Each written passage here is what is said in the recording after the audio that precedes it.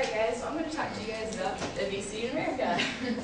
Can you guys raise your hand if you guys actually believe you guys are already living a healthy American lifestyle? Like you don't need any significant changes? Okay? And raise your hand if you're actually working on trying to become healthier. Okay, that's good. Obesity is actually the second killer in America. The only one before it is tobacco. It's significantly increasing because of current lifestyle trends. American lifestyle, they're not good. Okay. This is a kid from the 1950s on the seesaw. And there's a kid from today. As you can see, he is larger.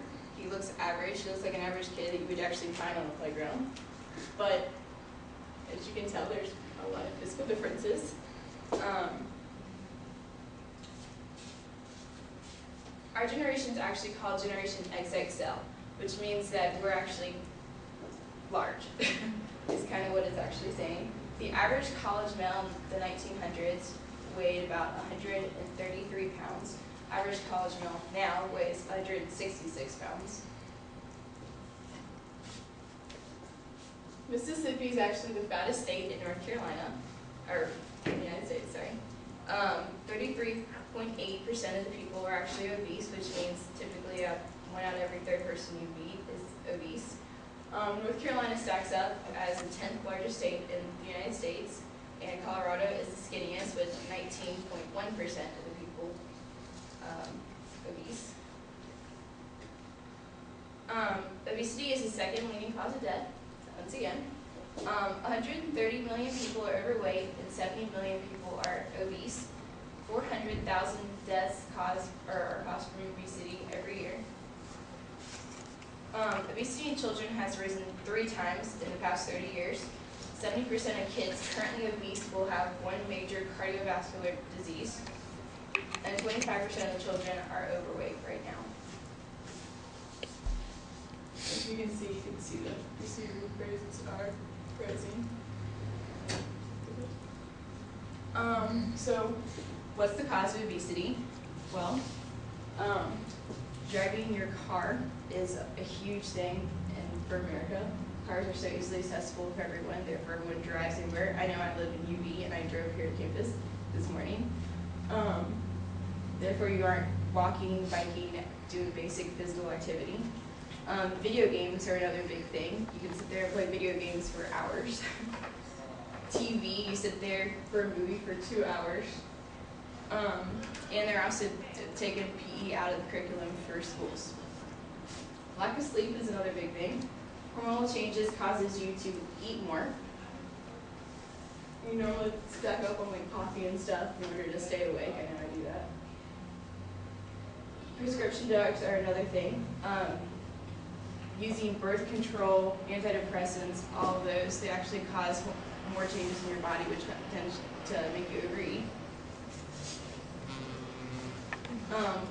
Carta, which is actually an organization, they say that people who eat fast food at least twice a week, on average, eat about 10 more pounds than, or gain about 10 more pounds than someone who eats less than once a week at a fast food restaurant. And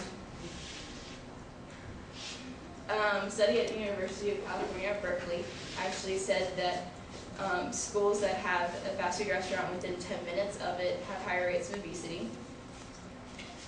And advertisements in general are basically brainwashing kids to eat foods with 50 calories. Yeah. So, as you can see from right here, this is about how much food you guys eat in about a year, which on average means that you are eating about this much sugar in a week and about this much fat in a week. So, you're probably wondering, how can I fix this? I hope you guys are.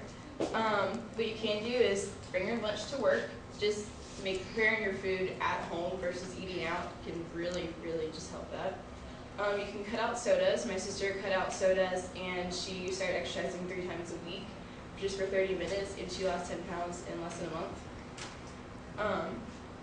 You can cut down on portion sizes. Don't actually go back for second servings, even though I always do. And you can actually try to keep a food log and try to figure out where you actually are having the biggest problems.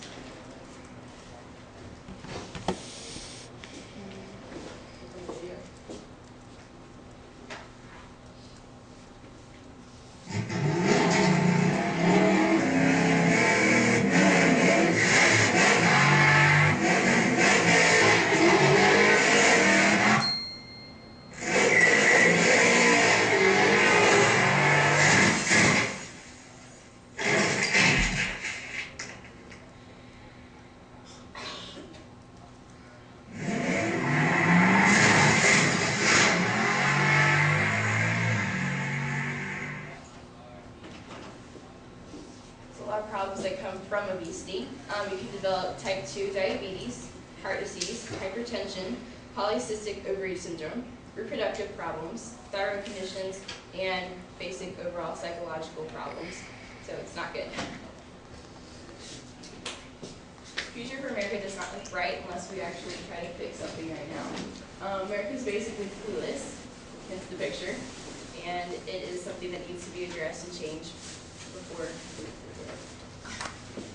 Thank you.